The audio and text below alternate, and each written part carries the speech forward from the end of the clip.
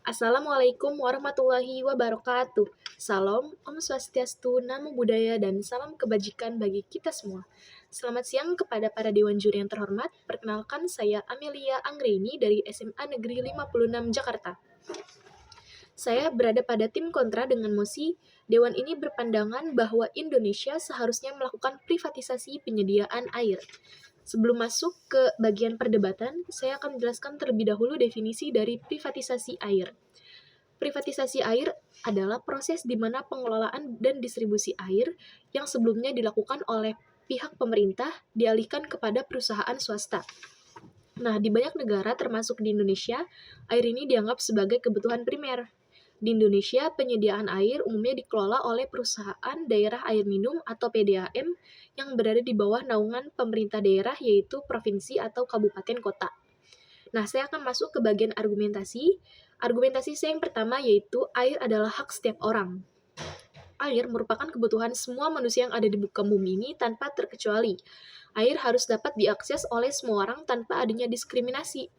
Setiap orang membutuhkan air untuk minum, mandi, dan keperluan lainnya. Nah, karena itu, air dianggap sebagai hak asasi manusia. Nah, jika penyediaan air ini nantinya akan diprivatisasi, perusahaan swasta mungkin akan menetapkan tarif yang lebih tinggi untuk mendapatkan keuntungan. Nah, hal itu tidak dapat dipungkiri Dewan Juri bahwa hal itu akan menambah beban kepada masyarakat miskin yang sebelumnya mereka sudah kesulitan untuk memenuhi kebutuhan dasar mereka, sehingga sekarang karena adanya privatisasi air ini, mereka menambah beban.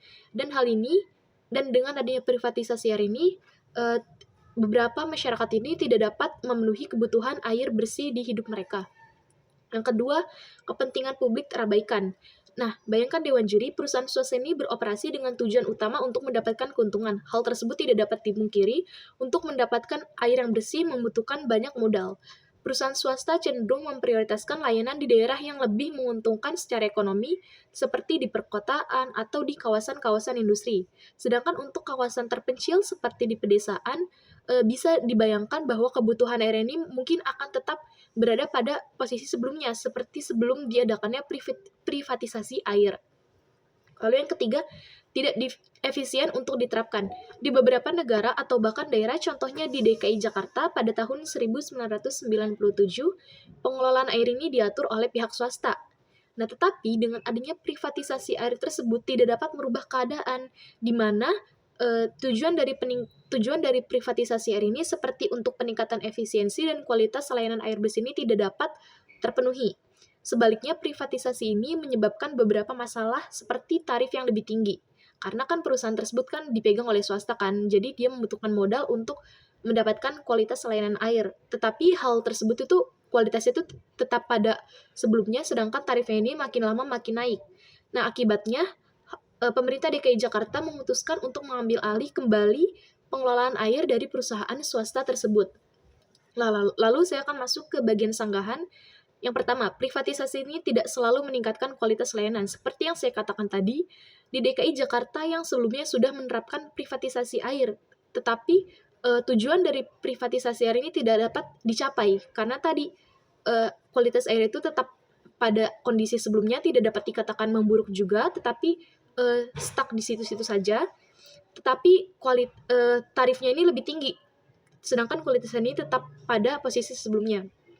Lalu yang kedua, akses terhadap air bisa menjadi tidak merata. Nah, karena perusahaan ini dipegang oleh swasta, sedangkan Dewan Juri sendiri bisa membayangkan bahwa perusahaan swasta itu seringkali memprioritaskan daerah dengan potensi keuntungan tinggi. Seperti yang saya katakan tadi, bahwa mereka ini membutuhkan keuntungan juga untuk perusahaannya.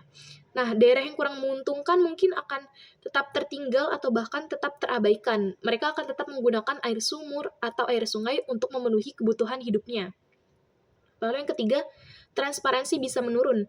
Nah, karena air ini dipegang oleh pihak swasta, mungkin akan terjadi kurangnya transparansi dalam hal pengelolaan dan penggunaan dana.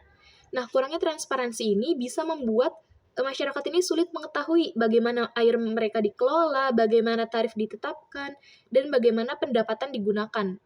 Jadi yang sebelumnya itu kan kalau misalkan dipegang oleh pihak pemerintah nih, kita bisa tahu kemana sih aliran dananya, lalu untuk apa, untuk perbaikan apa, lalu fasilitas yang disediakan tuh apa aja. Sedangkan kalau di perusahaan swasta itu transparansinya itu tidak dapat kita lihat secara langsung karena ya tadi kita tidak memiliki kontrol. Nah, lalu masuk ke bagian 4, kehilangan kontrol publik. Nah, perusahaan swasta yang terlibat dalam privatisasi ini perusahaan apa? Kebanyakan perusahaan yang terlibat dalam privatisasi ini adalah perusahaan asing, di mana dengan perusahaan asing tersebut kita ini dapat kehilangan kontrol sendiri atas sumber daya strategis yang kita miliki, yaitu air tadi. Nah, keputusan yang diambil dari pihak perusahaan ini juga akan lebih menguntungkan kepentingan perusahaan. Nah, hal itu tidak dapat dipungkiri atau tidak dapat diberikan alasan karena pasti mereka juga menginginkan keuntungan dibanding sementara kepentingan publik mungkin kedepannya akan terabaikan. Nah, daripada melakukan privatisasi air, ada beberapa cara yang dapat dilakukan oleh pemerintah untuk meningkatkan kualitas air tanpa melakukan privatisasi atau pengalihan pengelolaan. Yang pertama yaitu melakukan pemeliharaan secara rutin. Nah, pemerintah ini dapat memperbaiki infrastruktur air untuk mencegah kebocoran dan kerusakan. Contohnya itu memperbaiki pipa atau fasilitas pengolahan yang lain. Nah, dengan menjaga infrastruktur ini, perusahaan itu bisa mengurangi kerugian. Lalu yang kedua, mengimplementasikan sistem pengolahan air yang lebih efisien. Nah, untuk meningkatkan kualitas air dengan biaya yang lebih rendah, sistem seperti filtrasi atau disinfeksi yang lebih efisien itu dapat menurunkan biaya yang dikeluarkan. Lalu yang ketiga itu pelatihan dan pengembangan sumber daya manusia. Nah, memberikan pelatihan kepada karyawan merupakan hal yang sangat penting. Karyawan yang terampil dalam mengelola air ini dapat mengurangi risiko kesalahan yang bisa mengaruhi kualitas air. Nah, untuk mencapai goals-goals tersebut, pemerintah ini melakukan kerjasama dengan APAMSI untuk membantu pemerintah dalam mengelola penyediaan layanan air bersih di Indonesia.